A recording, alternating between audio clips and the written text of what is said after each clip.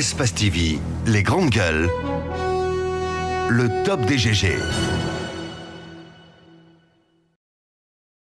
Sur cette image, assise près de son père, Fatoumata Bintaba, âgée de 12 ans, a l'air bien portant.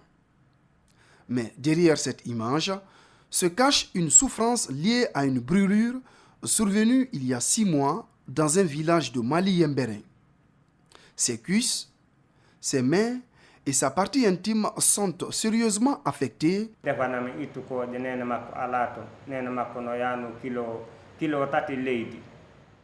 Ma fille nous préparait le petit déjeuner et sa mère était déjà sortie. Elle a mis la marmite sur le feu et c'est là que son pain a été brûlé et une bonne partie de son corps.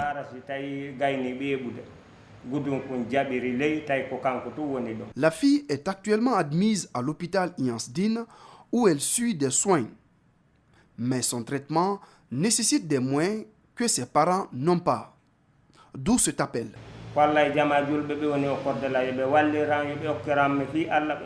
C'est grâce à certaines personnes de bonne volonté que j'arrive à m'en sortir avec ma fille. J'invite tout le monde, y compris le gouvernement, à m'aider pour que ma fille soit opérée, afin qu'elle recouvre sa santé. Fatoumata Bintaba a besoin d'aide pour subir une opération qui nécessiterait 20 millions de francs guinéens selon les médecins. Au besoin, joindre ce numéro 622 98 77 97. Espace TV, les grandes gueules, le top des GG. On a écouté ce père de famille, cette fille de 12 ans. Moi, honnêtement... Et on dit qu'il faut payer 20 millions pour intervenir. Honnêtement, moi, je suis sans mots. Ouais. Franchement, j'ai suivi avec un cœur très serré les explications de ce père de famille. J'en étais pratiquement aux larmes. Ouais. Et le fait de dire que les médecins ont exigé 20 millions, le paiement de 20 millions de francs guinéens avant de prendre en charge cette pauvre fillette, et cette pauvre fille, je pense que c'est tout simplement inhumain. Ouais. Il faut, dans un premier temps, dans le cadre du respect du serment d'Hippocrate, faire face aux besoins de traitement donc dans de cette jeune fille. Et par la suite, on verra. Parce que cette famille, elle n'a pas les moyens. Justement. Le papa, il n'a même pas de quoi, il n'a même pas la possibilité de faire à manger à cette jeune fille. Donc c'est incroyable. Moi, je suis sans mots, Lamine. Ouais. Il faut en appeler simplement à la générosité de tout le monde, qu'il est vraiment un élan de solidarité assez important pour venir pour sauver cette jeune fille. Allez-y, mon cher Tamba. Ce n'est pas seulement l'intégrité physique de la jeune fille qui est menacée. Nos téléspectateurs pourront bien voir ces images-là et elles sont intenables. Mais ce n'est pas seulement son intégrité physique qui est menacée. Lamine Guérassi, l'identité de cette jeune fille est même menacée. Je ne parle pas d'identité sociale. Non, c'est les nés des parents et les Peuls et les Guinéennes. Mais au-delà de tout cela, c'est même le fait de pouvoir dire un jour qu'elle est homme ou femme. C'est ça tout le problème. Je comprends. Parce que permettez que l'on puisse aller à la réalité. Lamine, ses organes génitaux risquent de ne plus fonctionner du tout. Il risque même de disparaître tout simplement. Et oui, absolument. J'ai vu les images, c'est difficile de savoir si aujourd'hui c'est vraiment une femme comme il y en a. Aujourd'hui, donc, j'ai envie de dire que on a tous pu lire la publication SOS de laquelle tout ceci est parti, Lamine. On demande tout simplement 20 millions de francs guinéens pour procéder à l'intervention chirurgicale ici même à Conakry. Depuis plusieurs mois, parce que le monsieur Moussaïro nous expliquait l'expression du père. Aujourd'hui, on est à près de 7 mois. Depuis 6 mois maintenant. Oui, 7 mois bientôt. Aujourd'hui, on est à bientôt 7 mois que cette jeune fille, elle a été brûlée et que malheureusement, défaut de moyens, les parents, elle est dans cet état et les parents ne peuvent pas aider. 20 millions, c'est ce qu'on demande pour la toucher. Mais vous savez, les hôpitaux, normalement, sont constitués avec des fonds pour des personnes comme ça. Des indigents. Mais je crois que c'est avec Moussa Moïse qu'on revenait sur ces fonds-là. Qu'est-ce qui a pu advenir de ces fonds? Malheureusement, la fille, on ne peut pas la toucher. Encore une fois, on demande l'aide des Guinéens qui sont sensibles à cette situation. Je pense même que, je ne suis pas spécialiste, mais les images que j'ai vues, ce serait pas mal d'envisager de prendre cette fille et de l'évacuer simplement de la Guinée pour aller la soigner ailleurs. S'il y a des gens qui peuvent se cotiser, qui peuvent naturellement aider à cette situation-là, et bien entendu, ils peuvent bien se manifester à partir d'ici ou même à partir de... Mais justement, c'est le temps d'ailleurs que nous allons donner à partir de maintenant. L'équipe des grandes gueules, on va donner 5 millions pour aller, quoi, parce que c'est important, quoi. Qu'est-ce que... Moi, je suis sans mots. C'est déjà un très, très grand pas. S'il y a des Guinéens qui veulent suivre ce pas qui a été donc posé par vous, l'équipe ce matin, les grandes gueules, je pense que ce qu'il faut faire, c'est cela, parce que ça peut sauver une vie, au-delà de sauver une identité, au-delà même de tout ce qu'on peut en attendre, la solidarité que nous prêchons, même à l'intérieur de notre devise. Voilà, allez-y Madame Hiro. Non mais Tamba parle de risque de disparition de l'organe génital n'existe plus. La brûlure a fait que tout est soudé. Il faut procéder à une intervention chirurgicale. La question que je me pose, est-ce qu'on pourra faire cela ici? Parce que j'imagine que certainement on utilise des sondes actuellement pour permettre à la petite de faire ses besoins. Mais comment peut-on passer près de 7 mois? Parce que le monsieur, le mois lunaire qu'il a cité, à partir de ce mois-là jusqu'à maintenant, on est au 7e mois. Comment est-ce que des médecins peuvent se permettre d'accepter une telle situation, de garder une telle personne là-bas pendant tout ce temps et attendre de l'argent pour pouvoir la toucher, si ne serait-ce qu'il y a une petite possibilité de la sauver pendant 7 mois? Vous laissez cette personne-là, vous dites que 120 millions, vous ne pouvez pas toucher. Alors qu'il y a des personnes à l'hôpital là-bas qui peuvent gagner. Mais c'est juste incroyable à quel point la solidarité a foutu le camp. Pourtant, ça fait partie de la devise de la Guinée. Effectivement. Travail, justice, solidarité. Pendant près de 7 mois, quand vous voyez les images sont insoutenables.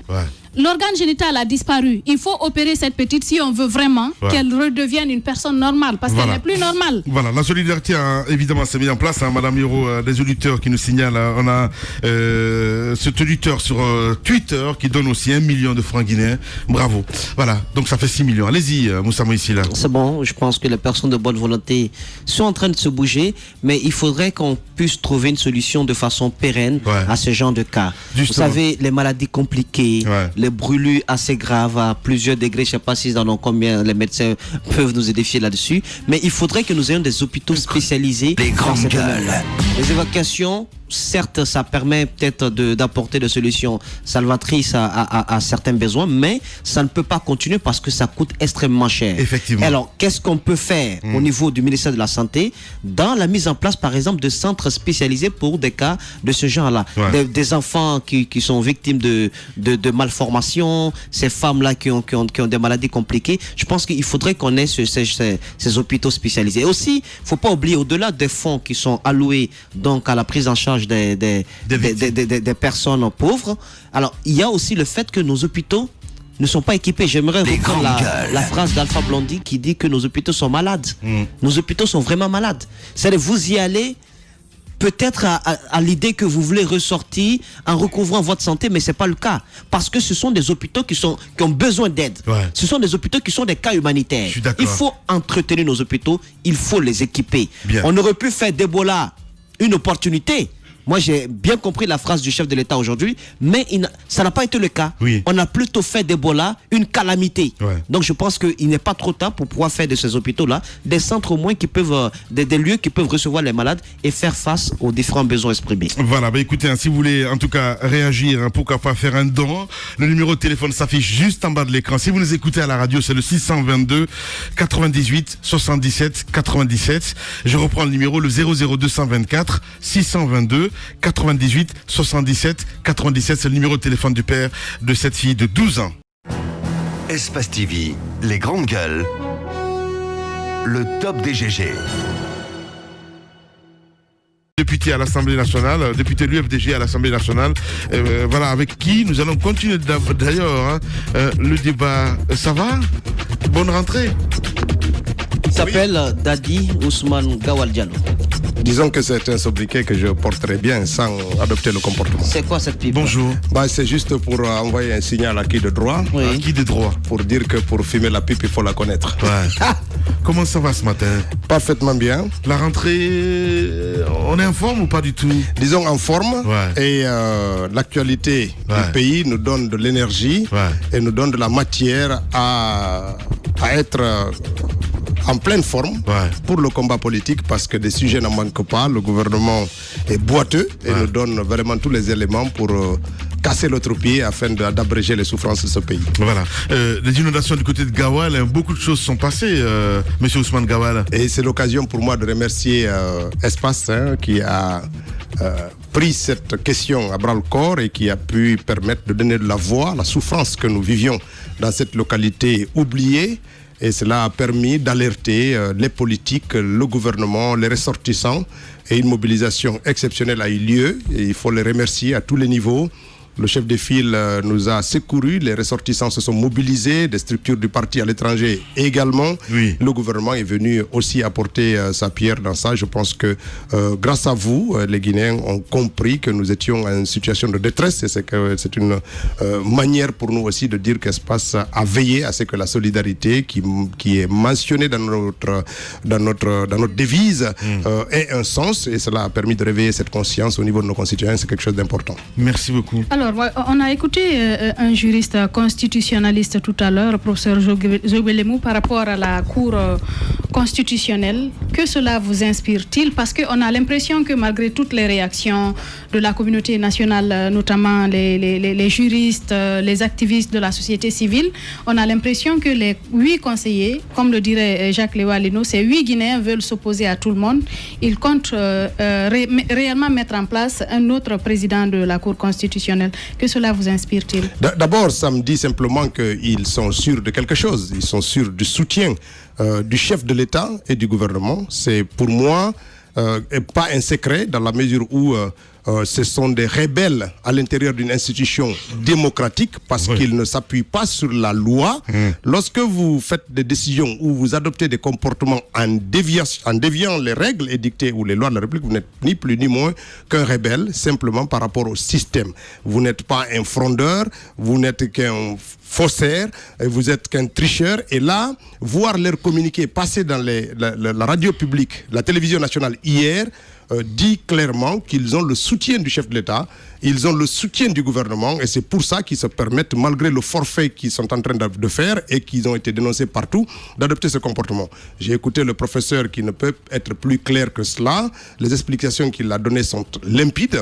Et même moi, j'ai parcouru un peu où on accuse le président Kelefa d'avoir eu une gestion peu orthodoxe des finances publiques. Oui. Je rappelle à ces rebelles qu'il y a une Cour des comptes dans notre pays pour constater l'usage que l'on fait du budget national, et lorsqu'il y a des forfaits, il y a d'autres institutions mieux qualifiées pour dire qu'il y a eu détournement, pour dire qu'il y a faire des jugements de ces attitudes-là et de les qualifier, et après quoi on peut déclencher une chose. D'autant que une mission d'inspection a déjà émis un avis de conformité de la gestion du Khalifa Sall, donc qui est consigné dans un rapport qui est connu de tous, en tout cas de ses conseillers à la Cour constitutionnelle. Mais sur la question, les avis sont divergent, surtout les avis des juristes, de tous ceux qui sont donc du monde du droit. J'ai lu par exemple l'avis de l'association des juristes pour la promotion de l'état de droit, qui estime que les activistes de la société civile, les hommes politiques qui donc ont pris position dans ce débat, qui ont pris fait et cause pour Khalifa Sall, semblent donc ne pas connaître ce dossier. Vous pensez que il y a dans le lot, en tout cas de tous ces professionnels de droit, certains qui semblent être manipulés, qui semblent être dévoués à la cause de ces frondeurs, de ces rebelles, comme vous les qualifiez? Non, ça n'a pas d'importance. Nous avons dit, et nous le répétons au président de la République, qu'il a désormais en main une grenade dégoupillée avec le président Kelefa. Ils sont tous les deux enfermés dans la chambre qui s'appelle la Guinée. Libre à lui de la lâcher. Il en récoltera les conséquences. Leurs destins sont inéluctablement liés. Il faut qu'ils le comprennent. Nous ne pouvons pas, quel que soit l'avis des gens qui soutiennent ou qui ne soutiennent pas. Dès l'instant que ce qu'ils disent, c'est écrit, c'est dit en français facile, nous le comprenons. Ce qui est écrit doit être prouvé ou s'adosser sur des textes de loi. Les motions qu'ils ont présentées n'existent pas, n'ont pas la possibilité de le faire. La destitution qu'ils ont envisagée, ils n'en ont pas les prérogatives, en tous les cas pas en l'État. Donc ça, pour nous, c'est suffisant. Pour le reste, qu'ils disent qu'ils ont le soutien du chef de l'État, du gouvernement ou de peu importe ce qu'ils font, c'est leur départ maintenant que nous nous mettons sur la table parce qu'ils ne sont plus des sages qui sont susceptibles de rassurer les justiciables que nous sommes. Donc à partir de ce moment-là, ce sont des militants déguisés, partisans et rebelles par rapport à l'ordre républicain. Et à partir de là, ils n'ont rien à faire dans une chambre comme la Cour constitutionnelle. Bien. Monsieur Ousmane Gawal Diallo, notre invité ce matin chez les GG. Si la gestion financière de Monsieur Sall est propre, si également la procédure qui a été celle de ces 8 conseillers n'est pas du tout la bonne, quel est le dessein qu'on leur caresse derrière toute cette machination? Non mais c'est clair qu'aujourd'hui, le chef de l'État se trouve dans une situation bizarre. On voit tous les grands marchés qu'il est en train d'octroyer au gré à gré, qu'il est en train de donner à des Turcs, à des Chinois, partout. Il est en train de vendre tout le pays sans le consentement, quelquefois même en cachant ces informations à ceux qui sont ses représentants, qui sont les ministres. Je pense qu'il y a une course vers l'argent. Aujourd'hui, le gouvernement a besoin de rassurer ceux qui viennent investir leur argent dans notre pays, les Chinois qui arrivent, les Turcs. Il faut que le président leur dise que j'ai du temps, c'est moi qui vais être encore le maître après 2020. Donc venez, n'ayez pas peur parce que l'investisseur a besoin de garanties, d'assurance sur la durée. Quand vous venez investir dans un pays pour 10-15 ans, vous avez besoin de vous assurer que celui qui vous fait le contrat va encore être là pour garantir ce contrat. Donc s'ils savent qu'Alpha Condé ne sera plus là en 2020, donc ils vont attendre 2020 pour venir contracter avec le pays. Donc tout ça pour servir cet agenda caché. Cet agenda caché que Alpha, enfin qui est de moins en moins caché, les velléités de destitution du président de la Cour constitutionnelle, les signaux qui ont été envoyés, le fait de mettre à l'écart toutes les personnes qui contestent cette possibilité offerte au chef de l'État, y compris dans son propre camp, il n'y a plus de volonté cachée. Alpha est réellement dans la démarche de vouloir détruire les institutions, museler ceux qui sont les contestateurs pour pouvoir asseoir l'autocratie de façon absolue sur notre pays. Faut-il, est-ce qu'il ne faut pas réexpliquer de façon pédagogique le véritable combat qui doit être celui du peuple de Guinée? Le combat aujourd'hui... Parce que j'ai l'impression qu'il y a une sorte de focus sur M. Khalifa Sall et que derrière on oublie toute l'institution. Vous êtes opposant, vous avez beaucoup de contentieux, des contentieux électoraux qui ont été revus par cette même Cour. Khalifa aussi est membre. Est-ce qu'il ne faut pas faire un focus sur le sauvetage, entre guillemets, de l'institution que représente la Cour constitutionnelle et non pas cristalliser les attentions sur une personne? Khalifa Sall. Non, mais moi, quand je parle de Khalifa Sall, je parle de l'institution. Parce qu'aujourd'hui, il incarne en tant que président. Je ne le connais même pas à titre personnel. Quand je le vois, je ne sais pas s'il est grand ou petit, ou de teint clair ou noir. Je ne le connais absolument pas. Ce qui est important, c'est que chacun d'entre nous doit avoir à l'esprit que si Alpha et tous ceux qui soutiennent les rebelles à l'intérieur de la Cour constitutionnelle, s'ils réussissent leur putsch, ça n'est fini. Ce n'est même pas la peine de parler de fichier électoral, de renouvellement de la CENI, des élections. À partir de là, ils feront ce qu'ils voudront. Ce ne sont que des militants zélés. Si vous les confiez à juger des conflits potentiels à venir, et ils montrent déjà leur penchant, leur esprit partisan, il n'y a plus aucun intérêt à aller vers des élections futures. Donc c'est très important de veiller à ce que la stabilité institutionnelle soit préservée et que la Cour constitutionnelle soit préservée dans son intégrité et que ceux qui n'ont pas droit d'y être, aujourd'hui on oublie de le dire, 3 parmi les rebelles là n'ont pas encore l'âge minimum édicté par la Constitution pour siéger dans cette... Donc il faut que tout ça soit épuré et que ces gens qui n'ont rien à voir dans une équipe de sages, qu'ils quittent l'institution pour que l'institution ça reste le dernier verrou républicain qui reste dans notre pays. Justement, c'est pas un débat de personne, parce que Moussa, il fait bien poser cette question. Est-ce que vous comprenez un petit peu aujourd'hui que ce peuple en a marre à un moment donné, parce que avec tout ce qui s'est passé pendant les vacances, ces arrangements, entre autres, qu'on soit de la mouvance, qu'on soit de l'opposition aujourd'hui, il y a un rejet systématique. Est-ce que vous comprenez cela, Ousmane Gawal? Les Guinéens sont exaspérés. Oui. Aujourd'hui, la souffrance est tel que ils n'ont même pas le temps de se préoccuper de ce qui les fait souffrir. Donc, mais ça, c'est les dictatures. Ils créent la misère, ils créent les conditions. C'est vous les politiques. Mais non, vous n'allez pas vous donner comme ça, Ousmane Gawal. C'est pas possible. Non. Vous êtes un homme politique. Bien sûr. C'est arrangement. Non, mais c'est pas il faut assumer. Nous assumons le fait qu'on était amené dans une situation où il fallait un compromis. Justement. Le compromis n'était pas favorable à l'UFDG. Vous savez ce qu'on dit dans les quartiers. En même temps, dans la presse. Laissez-moi placer ça. Vous savez ce qu'on dit dans les quartiers, parce que avec ces arrangements, tout ce qui s'est passé, moi j'entends souvent dire vous êtes arrangé en ce qui concerne les élections communales, tout est prêt aussi, tout est fait pour arranger aussi pour qu'Alpha puisse faire son 3e mandat. C'est ce qu'on dit. Je vous le dis. Je pense que les gens font une lecture trop rapide de ce qu'ils considèrent comme un arrangement. Lorsqu'on est dans une situation de crise, mais nombreux sont nos concitoyens qui souhaitent qu'il n'y ait pas de confrontation, qui souhaitent qu'on passe par le dialogue pour régler nos problèmes, y compris vous. Non, chacun prend le dialogue. Alors, pas du tout. Moi, la dernière fois, j'ai interpellé Koto dans ce studio. Je lui ai posé la question, à savoir le cas de Kindia, par exemple. Comment est-ce possible d'intervenir, à appeler directement, comment il s'appelle, Aliouba, à dire il faut retirer ta plainte.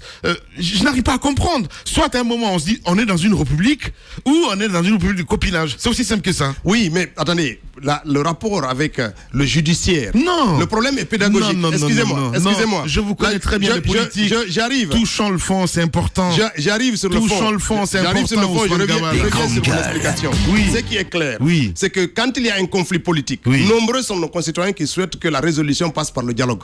Vous le prenez, tout le monde veut qu'on dialogue. Or, qui dit dialogue, dit compromis. Dit compromis. Si vous ne dialoguez pas, c'est le rapport de force qui va déterminer le résultat. Si vous faites le dialogue, vous cédez quelque chose. Quitte à tordre le coup à la loi. Mais non, mais ça ne tord pas le coup à la loi. Mais parce que là où il y a eu le compromis. Vous parlez de compromis, Ousmane Gallo, vous n'allez pas vous dire quand même. Je dis quand on dit compromis, quand on dit dialogue, on dit compromis. Ça veut dire que vous renoncez à certaines de vos exigences. Au profit de votre adversaire. C'est comme ça que le dialogue se résout. On ne peut pas aller au dialogue en étant arc-bouté sur ses propres exigences et l'autre aussi, sinon il n'y a pas de dialogue. Ça s'appelle la confrontation. Et tout le monde dit éviter la confrontation, aller autour de la table. Il faut que les Guinéens aussi acceptent qu'est-ce qu'on veut. Parce qu'on a face à nous un pouvoir qui n'est pas respectueux des lois, qui n'est pas respectueux des principes, qui ne respecte pas sa parole. Une opposition aussi suviste. C'est aussi simple. Non, mais non, c'est pas une suviste, c'est une opposition. Moi, je voudrais parler, monsieur Ousmane Gawal. On n'est pas sur la même planète. Non, mais je voulais parler de cette situation de misère dont il parle. L'exaspération des Guinéens les a poussés, par exemple, à être passifs, à se dire non, ils n'ont qu'à régler ça là-bas. Nous, on est fatigués. Vous disiez tout à l'heure que le président détient une grenade dégoupillée.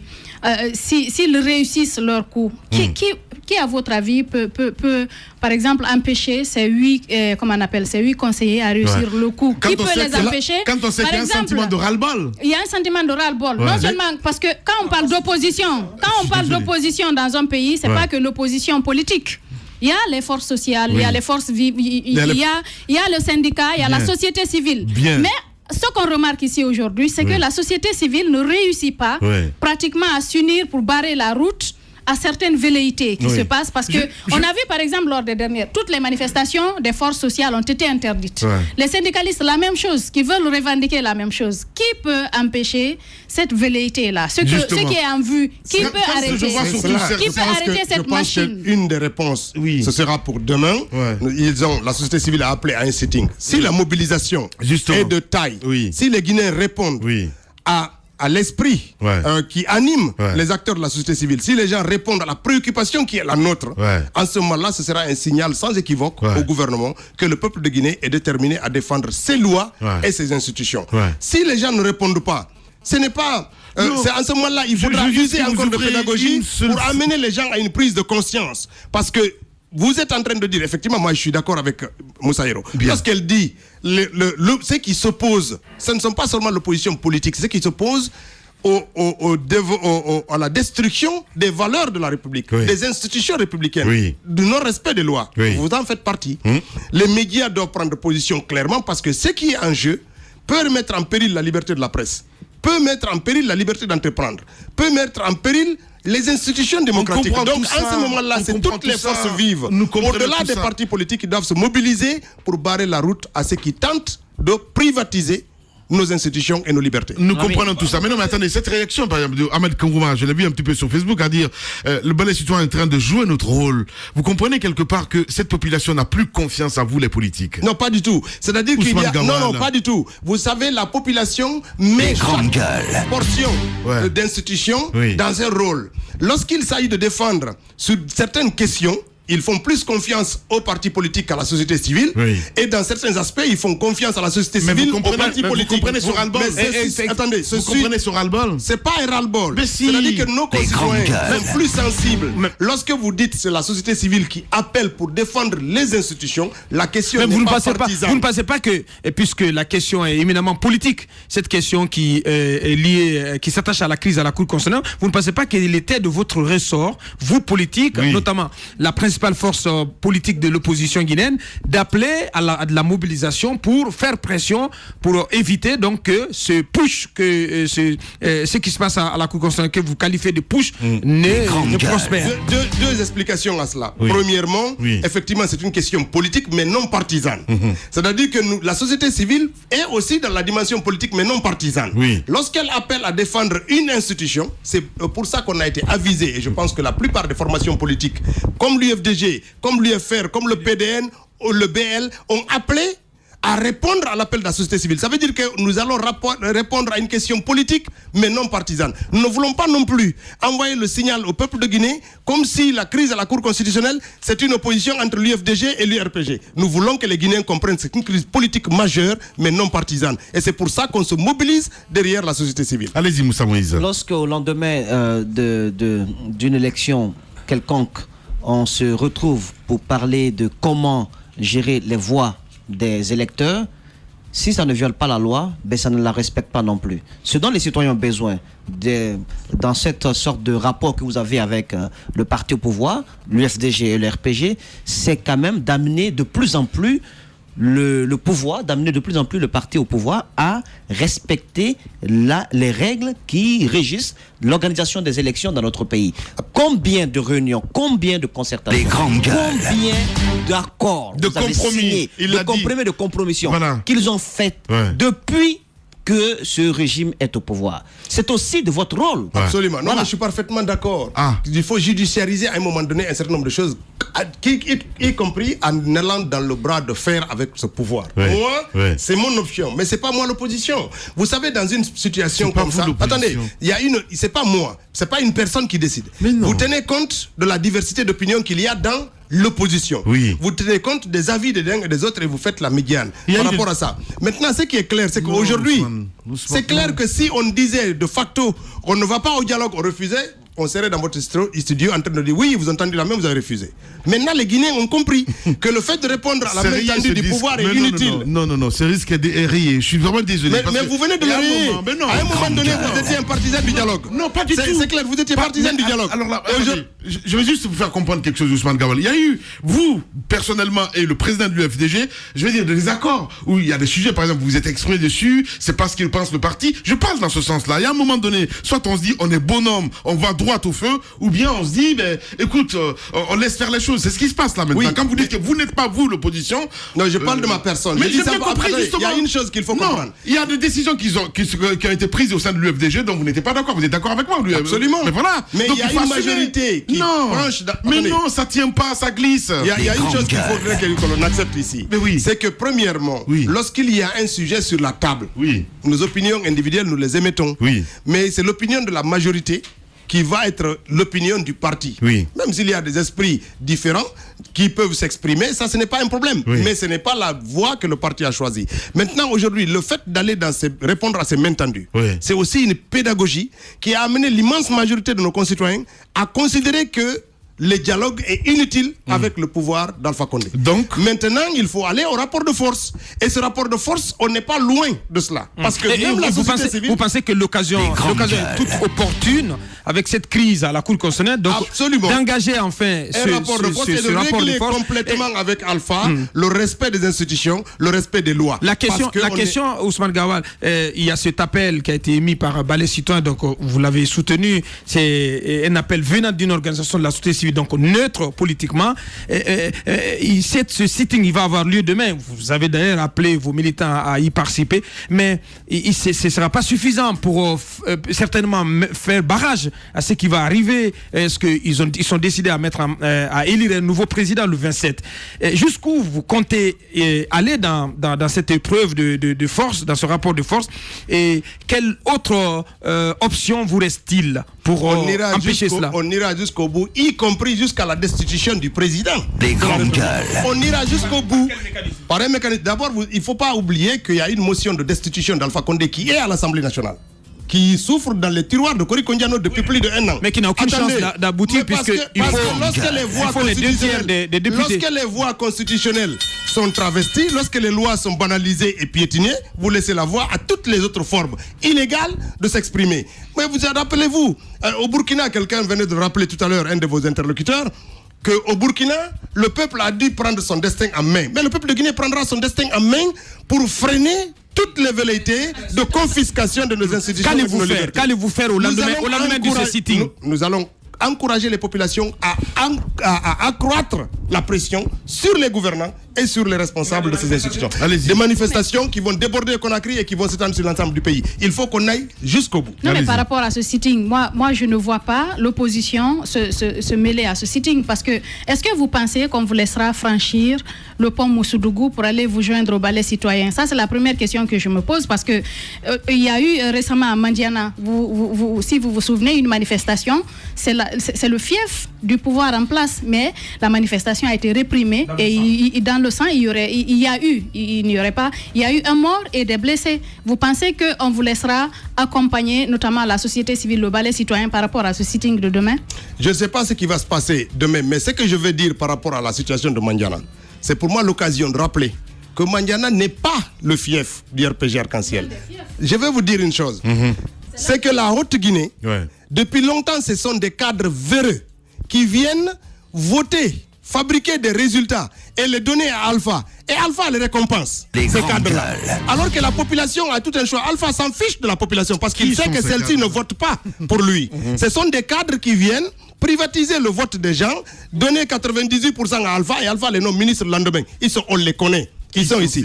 Ce sont les cadres du RPG, les députés, tous ces ministres qui pullulent dans ce gouvernement, qui viennent de ces régions. Il faut que les gens de la Haute-Guinée exigent la vérité des urnes quand ils font des votes. Comme ça, celui à qui vous donnez vos voix va vous respecter. Mais si c'est quelqu'un d'autre qui vient en votre nom, donner vos voix à un parti, le parti va récompenser cette personne et ignorer les populations à la base. C'est ce qui arrive à Mandiana, même si ça s'est fait dans un bain de sang extrêmement grave, parce que c'est aussi une autre dimension de cette gouvernance où on a banalisé la vie de nos concitoyens, où tuer, ou donner un ordre de tuer, c'est comme quelque chose de naturel sous la gouvernance du RPG Arc-en-Ciel. Ça doit cesser. Il faut que les Guinéens se lèvent pour dire que leur vie est sacrée et que leurs institutions doivent être respectées et leurs lois obéies. Bien.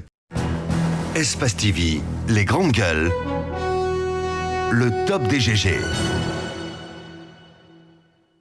Ousmane Gawal, notre invité ce matin. Allez-y, Moussa. Sur la question du port autonome de Conakry, est-ce qu'il ne faut pas beaucoup plus s'accentuer sur les conditions dans lesquelles cette concession a été signée que sur le fait que le port autonome de Conakry a aujourd'hui besoin de gros investissements pour pouvoir être concurrentiel?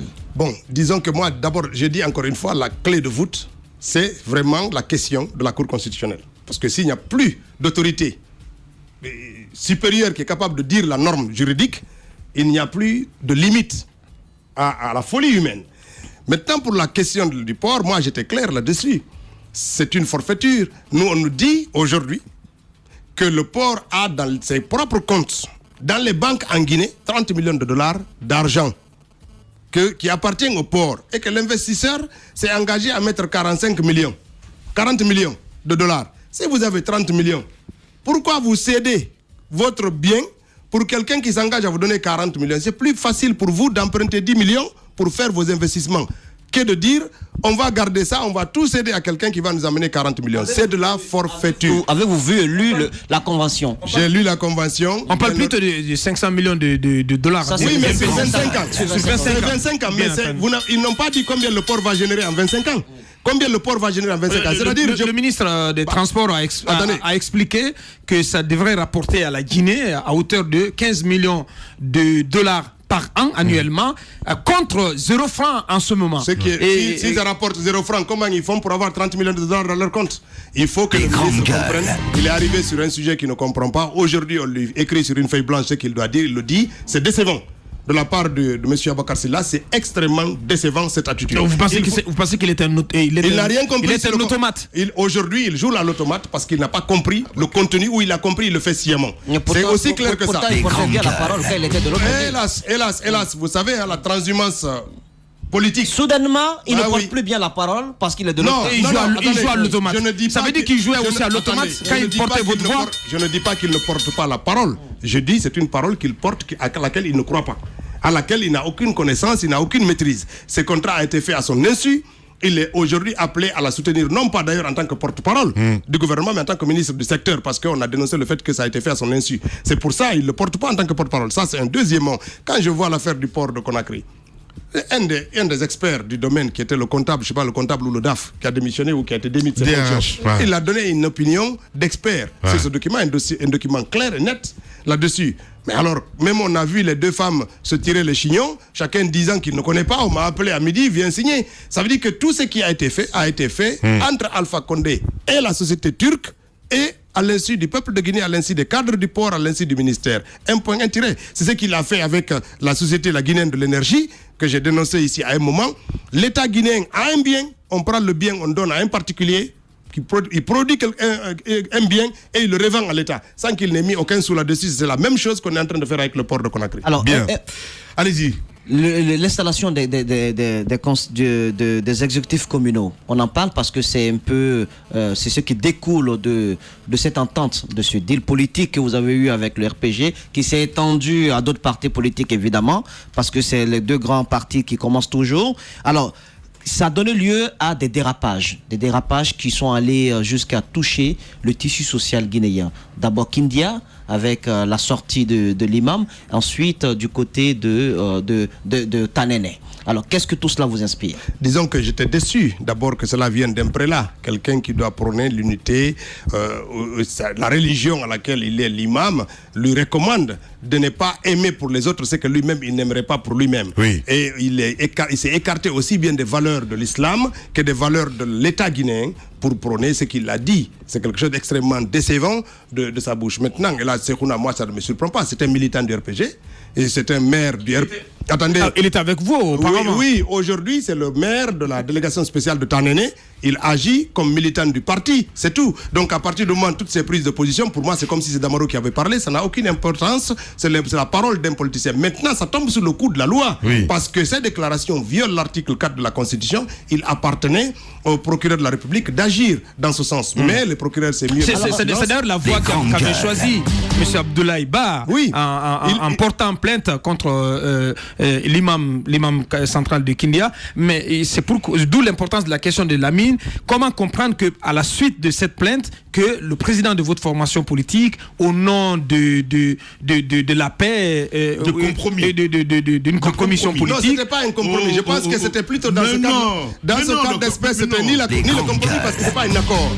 Mais c'était la pédagogie. Vous savez, vous comprendrez que de là-bas jusqu'à plus tard, vous n'entendrez plus jamais cet imam prononcer les mots qu'il a prononcés. Parce que c'est une question de pédagogie. Il a eu suffisamment peur.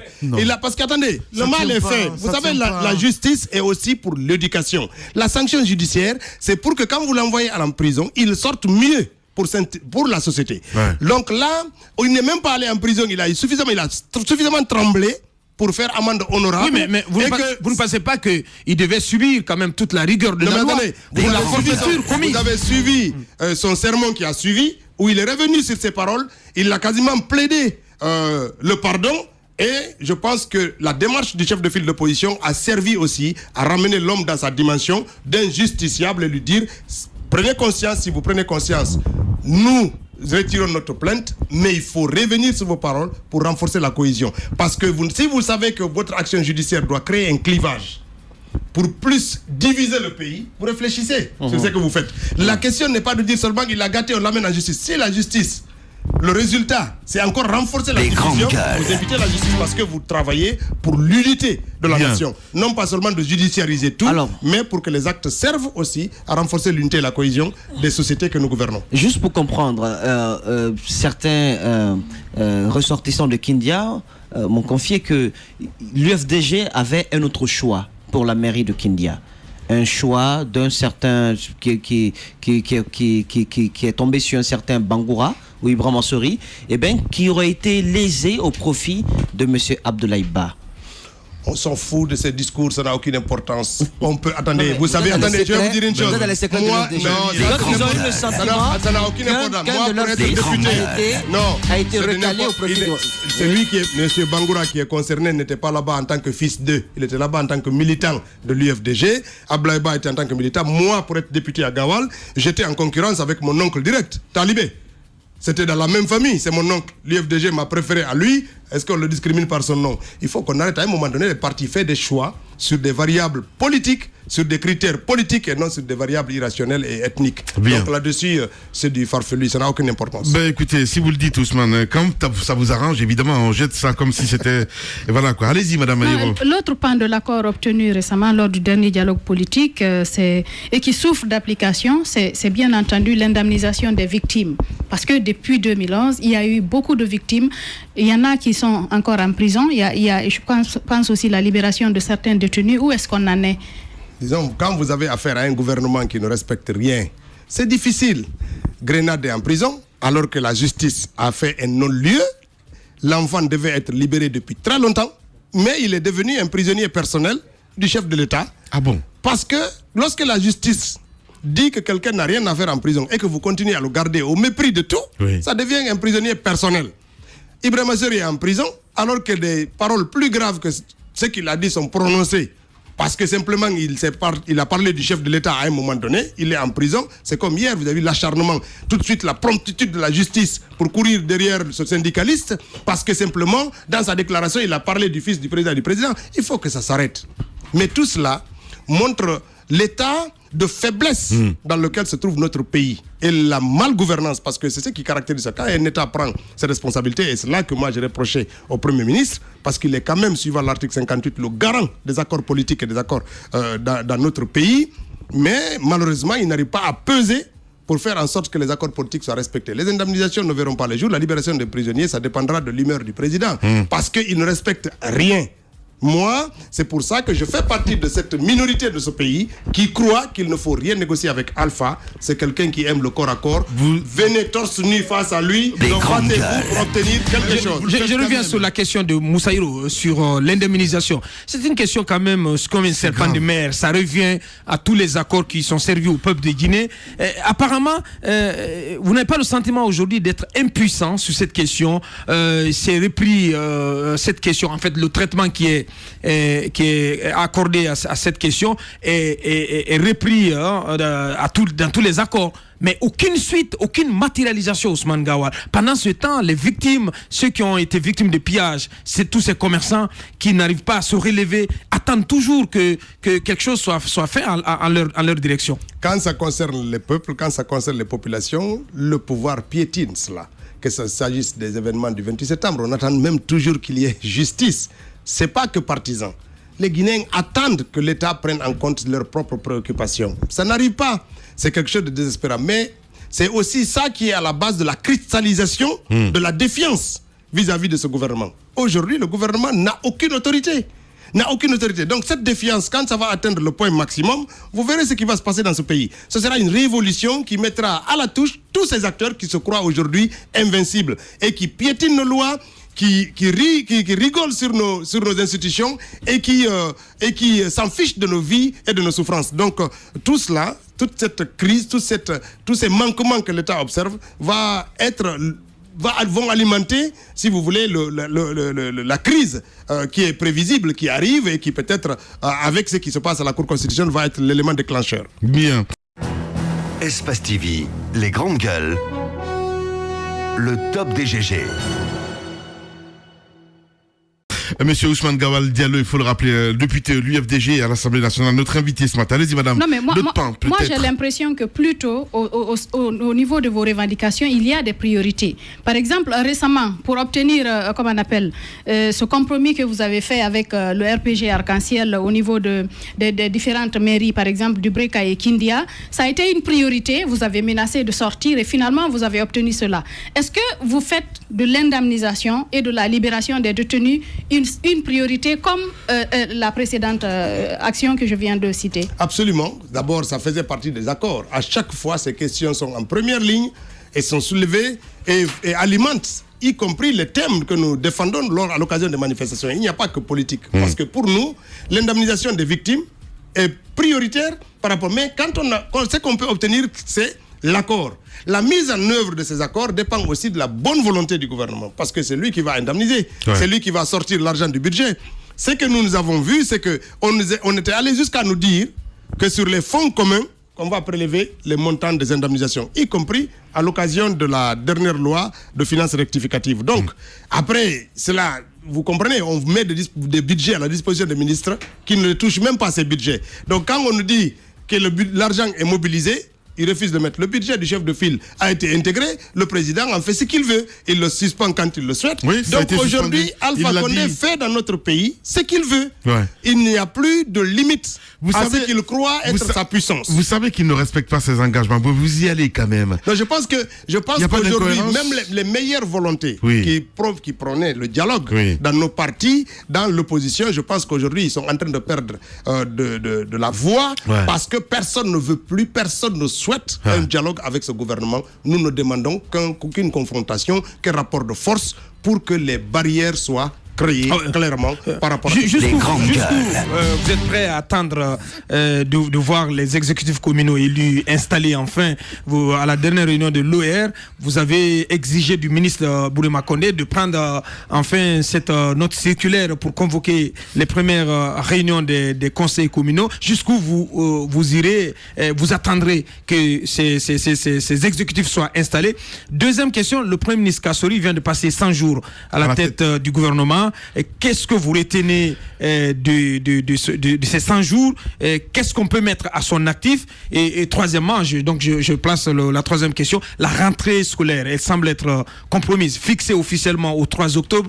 Mais il y a cette hypothèque qui pèse sur cette rentrée à cause donc de la détermination, de la forte détermination du SLEG à empêcher cette rentrée tant que les 8 millions ne sont pas versés aux enseignants.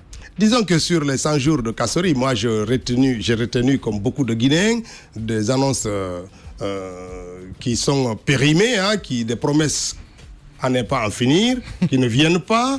J'ai retenu aussi qu'il a suspendu les libertés. En tout cas, il a une tentation de mettre à mal nos libertés, la liberté de manifestation.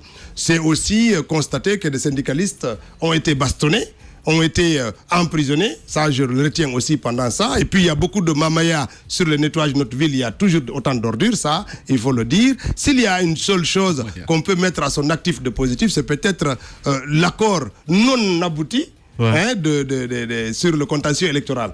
Parce qu'il a quand même pris des engagements par rapport à ça. On est arrivé à signer quelque chose rapidement, même si c'est un abouti.